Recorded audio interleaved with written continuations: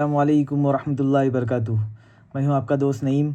आज इंशाल्लाह हम जो हज कमेटी की तरफ से जो गाइडलाइन जारी हुई है, हज 2026 गाइडलाइन, ये 2 दिन पहले तकरीबन हज कमेटी की तरफ से आई हुई है। इसे इंशाल्लाह हम डिटेल में और कम से कम वक्त में जो मेन टॉपिक्स है उसे कवर करने की कोशिश करेंगे इंशाल्लाह। इस गाइडलाइन में हज कमेटी ने पूरी डिटेल में हर मालूमात दी है और हाजियों को भी चाहिए कि इस गाइडलाइन को जब वक्त मिले तो वो हज कमेटी की वेबसाइट पर जाए और हज गाइडलाइन उसे रीड करने की कोशिश करेगी। काफ़ी डिटेल में गाइडलाइन दी है, तकरीबन 39 टू 40 पेजेस की गाइडलाइन है। इस वक्त फ़िलहाल ये इंग्लिश लैंग्वेज में अवेलेबल है और होपफुली इंशाल्लाह ये कुछ ही दिनों में अदर्स लैंग्वेज में भी आ जाएंगी, उर्दू में भी और हिंदी में भी ये लैंग्वेज में अवेलेबल होती है गाइडलाइंस। तो इंशाल्लाह हम गाइडलाइंस को स्टार्ट करते हैं।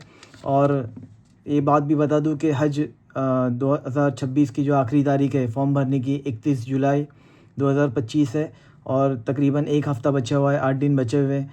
तो जल्द से जल्द कोशिश करें कि ज़्यादा से ज़्यादा फॉर्म भरे जाए और इसमें ज़्यादा देरी ना करें, क्योंकि अगर हज की जैसा कोटा जो मिला हुआ है, तकरीबन हज कमेटी का जो 70% कोटा जो मिला हुआ है हज कमेटी ऑफ इंडिया का है और 30% ये कोटा है प्राइवेट टूर्स का है।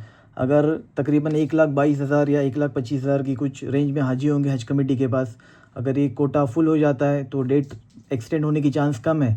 अगर कुछ सीट बाकी रह जाएंगे तो डेट एक्सटेंड हो भी सकती है, लेकिन हम इसमें ताख़िर बिल्कुल ना करें। हम अपने फॉर्म को जल्द से जल्द भर लें। आपको कोई भी क्वेरी हुए या कुछ भी पूछना हो आपको तो आप हमसे व्हाट्सएप पे भी कांटेक्ट कर सकते हैं। हम डिस्क्रिप्शन में भी अपना नंबर दिए, आप डायरेक्टली कॉल भी कर सकते हैं। इंशाल्लाह हमसे जो कुछ भी होगा हम आपके लिए मदद करेंगे इंशाल्लाह। तो आज हम बस मैं आपकी तरफ अपने गाइडलाइन का स्क्रीन शेयर करता हूँ। आप स्क्रीन पे देख सकते हैं कि गाइडलाइंस में जो मालूमात दी हुई है, ये जो पेज देख रहे हैं आप, ये पूरा गाइडलाइन का पेज है और इसमें हर चीज़ डिटेल में हज कमेटी ने दी है, लेकिन हम खाली जो इम्पोर्टेंट टॉपिक्स होंगे उसी को कवर करेंगे इंशाल्लाह।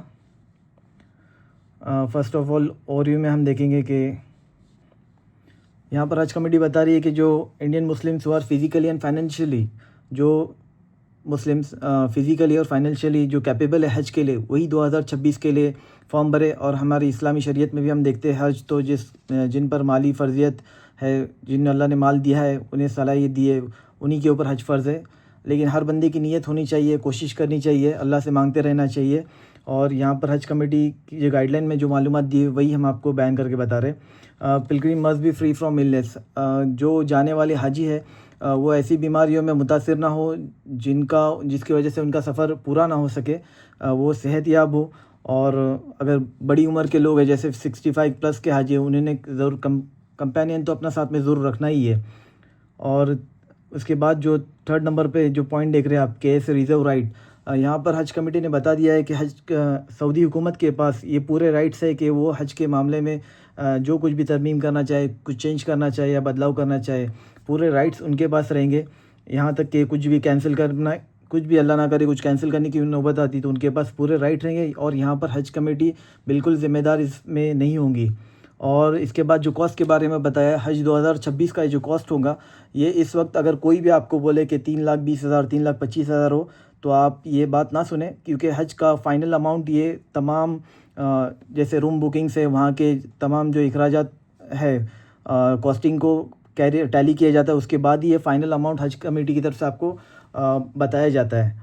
और इसके बाद हम देख रहे हैं पांचवा जो पॉइंट, उसमें ये मेन पॉइंट्स जो स्टार्टिंग के उसे हम हाईलाइट कर रहे हैं। पांचवा पॉइंट जो केस से बताया जा रहा है कि केस में जब आप पहुँचे सऊदी में जब आप जाए तो आपको कंपलसरी नुसुक कार्ड दिया जाएगा सऊदी हुकूमत की तरफ से।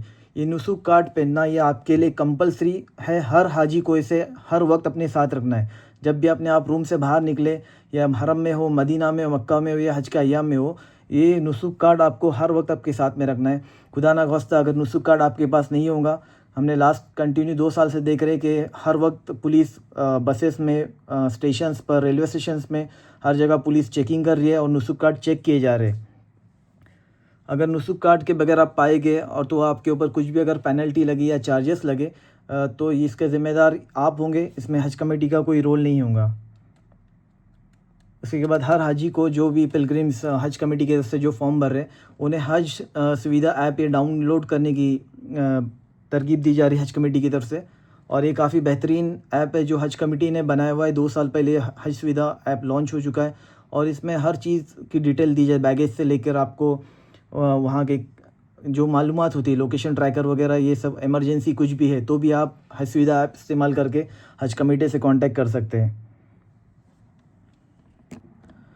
7 पॉइंट जो इसमें मेंशन किया हुआ है, इस बार हज कमेटी रिस्ट बैंड भी देनी जा रही है हाजी को। इसमें जो प्लानिंग में बताया जा रहा है, ये रिस्ट बैंड जो हाथ पे पट्टा होगा जिस पे से हाजी को ट्रैक किया जाएगा, और उसमें किबला डायरेक्शन होगा, प्रेयर टाइम होगा, और हेल्थ पैरामीटर्स भी उसके ज़रिए से चेक किए जा सकते हैं।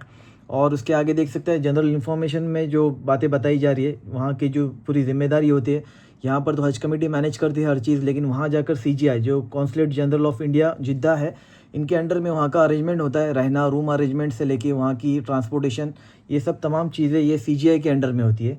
ये सब बेसिक चीज़ें यहाँ पर बताई हुई है। और जो मेन सेकंड पॉइंट जो है हाईलाइट किया हुआ यहाँ पर, once in a lifetime, हज कमेटी का ये रूल है कि आप मैक्सिमम लोग इस बात को जान रहे हैं कि हज कमेटी से आप ज़िंदगी में एक ही बार हज कर सकते हैं। अगर दोबारा आपको हज करना है तो हज आपके पास ऑप्शन है कि आप अपने महरम के साथ जा सकते हैं। जैसे पहली बार आप अगर अपनी वाइफ के साथ, पहली बार आप खुद अकेले गए तो आपके पास ऑप्शन है कि एज अ रिपीटर महरम बन के आप जा सकते हैं अपनी वाइफ के साथ, अपनी बहन के साथ या अपनी अम्मी के साथ, ये किसी के साथ भी आप महरम बन के आप जा सकते हैं। 65 प्लस के कंपेनियन के साथ भी रिपीटर हाजी जा सकते हैं। आगे का जो पॉइंट दिया हुआ है 3 नंबर का पॉइंट है, जिसमें गाइडलाइन दी गई कि हज सुविधा ऐप के ज़रिए से भी आप फॉर्म भर सकते हैं और वेबसाइट के ज़रिए से भी आप फॉर्म भर सकते हैं। और एलिजिबिलिटी में आप देख सकते हैं कि उसमें नीचे दिया गया है कौन लोग नहीं जा सकते, जिनका जो फिज़िकली मतलब जो डायलिसिस पर है, कैंसर पेशेंट है, या प्रेगनेंसी की लास्ट 2 मंथ बाकी है, ऐसे लोग हज ट्रैवल नहीं कर सकते। और 12 साल के नीचे वाले बच्चे भी हज में नहीं जा सकते, और जिनके ऊपर कोई केसेस वगैरह चालू है, ये सब जो गाइडलाइंस दी गई इसके अंदर। और हज का मैनेजमेंट का प्रोसेस आगे बताया गया है कि किस तरीके से प्रोसेस होता है। सबसे पहले तो हज कमेटी की तरफ से डेट अनाउंस होती है, और जिस तरीके से हमने अभी फॉर्म वगैरह भरे, ये सब जो पूरा प्रोसेस होता है। और आगे हम इसको जल्दी ले लेते हैं इंशाल्लाह। आगे ये बताया कि कवर में फैमिली मेम्बर ही हो, साथ ही साथ कवर में मैक्सिमम 5 मेंबर रह सकते हैं, और नॉमिनी में क्लोज़ रिलेशन वाली को ही नॉमिनी रखा जाए, घर के किसी अफराद को रखे ताकि उनसे कांटेक्ट हो, और कुछ भी रिफ़ंड वगैरह का कोई मसला है तो, या डेथ वगैरह की सूरत पेश आई तो उसमें भी और रिफ़ंड वगैरह नॉमिनी से कांटेक्ट किया जाता है। और आगे नीचे आप देख सकते हैं कि हज कमेटी ने हज 2025 में जो कुछ भी एक्सपेंडिचर जो खर्चे हुए, उन चीज़ों को बारीकी से हर चीज़ को बताया यहाँ पर, कि जैसे मक्का एकोमोडेशन 2250 रियाल है, मदीना एकोमोडेशन मरकज़िया में जो था वो 1200 रियाल था, मरकज़िया के बाहर 750। ये हर चीज़ बारीकी से यहाँ पर डिटेल दी गई है। ऐसे हम छोड़ के आगे की तरफ चलते हैं। उसके बाद एप्लीकेंट, इनका जो प्रोसेस किस तरह होगा ये भी बताया गया यहाँ पर। अभी सबसे पहले जो कुर्रा होगा वो 65 प्लस वाले हाजियों के लिए होगा, और ये रिज़र्व कैटेगरी में होगा। उसके बाद लेडीज़ विदाउट महरम होंगे 65 वाले। उसके बाद थर्ड नंबर पे आएगा जनरल वेटिंग लिस्ट आएगा। वेटिंग लिस्ट में भी सबसे पहले जो बेस ऑन हज 2025 वेटिंग लिस्ट, इसमें 3 स्टेट दिए गए, गुजरात, मध्य प्रदेश और केरला। ये 3 स्टेट के हाजी जो लास्ट ईयर वेटिंग पे थे, और उसमें कवर में कोई भी चेंजेस नहीं है, यानी लास्ट में जो 4 लोग थे वही 4 लोग हैं। अगर 5वां कोई उसमें अगर नया आया है, या वो 4 में कोई एक नया अगर आ गया है, तो वो कवर रिपीटेड में अलाउड नहीं होगा। लेकिन वही अगर सेम लोग होंगे तो उन्हें फर्स्ट प्रायोरिटी दी जाएंगे, और उन लोग को रिज़र्व कैटेगरी में उसमें चांस मिलेगा। और चौथे नंबर पे जनरल कैटेगरी का ये होगा, सिलेक्शन होगा। आगे सबमिशन का डेट वगैरह दिया गया है उसके अंदर। आगे जो पेमेंट वगैरह भरना होगा, पेमेंट ये हज कुर्रा जो होगा उसके बाद विदिन 1 वीक में हम लोग को HA फॉर्म, अपने डॉक्यूमेंट्स सेल्फ अटेस्टेड करके उनके ऊपर साइन करके ये अपने स्टेट हज कमेटी में जाके हमें जमा करने हैं। उससे पहले जो स्लिप दी जाएंगी हज कमेटी की तरफ से, वो स्लिप के ज़रिए से फर्स्ट जो एडवांस अमाउंट जो इसे कहा जाता है हज का, 1,52,300 यहाँ पर मेंशन किया हुआ है, वो फर्स्ट अमाउंट होगा एडवांस अमाउंट। ये हमें हज कमेटी में जमा कराना होगा हमारा नंबर लगने के बाद विदिन 1 वीक। और उसके साथ में हमें अपनी डॉक्यूमेंट्स वगैरह जाकर ये स्टेट हज कमेटी में जमा करने हैं। और उसके बाद सेकंड जो इंस्टॉलमेंट होगा, जिसे फर्स्ट इंस्टॉलमेंट कहा गया है, यानी दूसरा जो पेमेंट भरेंगे हम, वो 1,25,000 होगा। ये 2 पेमेंट हज कमेटी की तरफ से ये डिक्लेयर हो चुके हैं यहाँ पर। और यहाँ पर हज कमेटी एक नोट भी हाईलाइट किया हुआ है यहाँ पर कि making payment does not guarantee of हज सीट। अगर आप पेमेंट कर रहे हैं तो इसकी गारंटी नहीं कि आपकी हज सीट कंफर्म होगी। और आगे ऊपर भी एक पॉइंट बताया गया था, अगर रिपीटेड में अगर आप जा रहे हैं और कोई भी बिना बताए अगर आप जा रहे हैं और कोई फॉल्स इन्फॉर्मेशन आप दे रहे हैं या कोई भी गलत आपकी तरफ से ये हो गया तो कभी भी आपकी सीट कैंसिल कर सकते हैं। कैंसिलेशन पॉलिसी भी यहाँ पे पूरी डिटेल में दी गई है नीचे।